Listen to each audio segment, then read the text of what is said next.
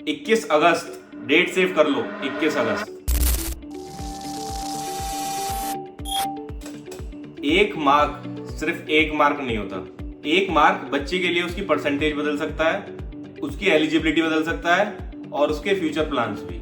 ये वो दिन है जिस दिन सीबीएसई अपनी चेकिंग से रिलेटेड सारे डाउट्स का जवाब सुप्रीम कोर्ट में देने वाला है। तो इसीलिए हमारे लिए डेट बहुत इंपॉर्टेंट हो जाती है।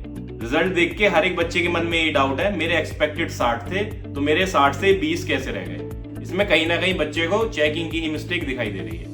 फिर दिमाग में एक ही थॉट आता है कि मेरी कॉपी चेक करी भी है या फिर अटेंडेंस देख के ही मार्क्स दे दिए मुझे। लेकिन जोक्स अपार्ट, मैटर बहुत सीरियस है और मैं बताता हूँ पूरा मैटर है क्या। सीबीएसई 2026 से ऑन स्क्रीन मार्किंग का कॉन्सेप्ट लेके आया था, जिसमें आपकी कॉपीज डिजिटली इवेल्युएट हो रही थी। अब इसके रूल्स और गाइडलाइंस सीबीएसई ने क्लियर तरीके से नहीं दिए, और दिए भी तो स्कूल उनको इम्प्लीमेंट नहीं कर पाया, जिसकी वजह से नुकसान बच्चे को झेलना पड़ा। अगर आपकी स्कैन कॉपी ब्लर है तो आपको मार्क्स नहीं दिए गए। अगर आपके कुछ बच्चों ने बी कॉपीज अटैच करी थी, वो स्कैन ही नहीं हुई।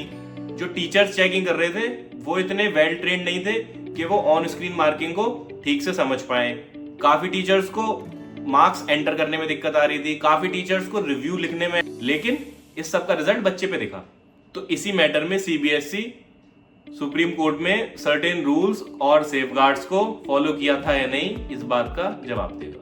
और आगे आपकी ऑन स्क्रीन मार्किंग कंटिन्यू होगी या नहीं, इसका फैसला भी अब सुप्रीम कोर्ट में ही होगा। अब सबसे मेन सवाल आता है, व्हाई शुड स्टूडेंट केयर? क्योंकि तुम सब यही सोच रहोगे भाई इससे मुझे क्या है।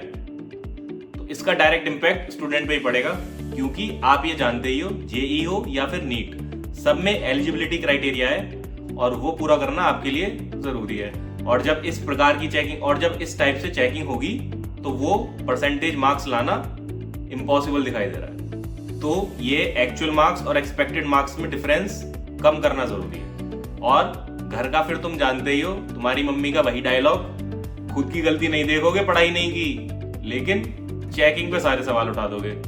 मैं एक और चीज दोबारा क्लियर कर दूं, 21 अगस्त को फर्स्ट हियरिंग है, ना कि एक्चुअल रिजल्ट आने वाला है आपका। तो 21 अगस्त को हमें डेवलपमेंट होगा नया कि क्या आगे होने वाला है उस केस, और वो सुप्रीम कोर्ट की प्रोसीडिंग्स के बाद ही क्लियर होगा। लेकिन हाँ, अगर तुम्हारे एक्सपेक्टेड मार्क्स और एक्चुअल मार्क्स में बहुत डिफरेंस है तो तुम ये बात ध्यान रखो, तुम अकेले नहीं हो, बहुत बच्चों के साथ ऐसा ही है। कमेंट में बताओ कितने तुम एक्सपेक्ट कर रहे थे और कितने एक्चुअल आए, देखते हैं कितना डिफरेंस मैक्सिमम है। और हाँ, 21 अगस्त की अपडेट के लिए फॉलो करना मत भूलना।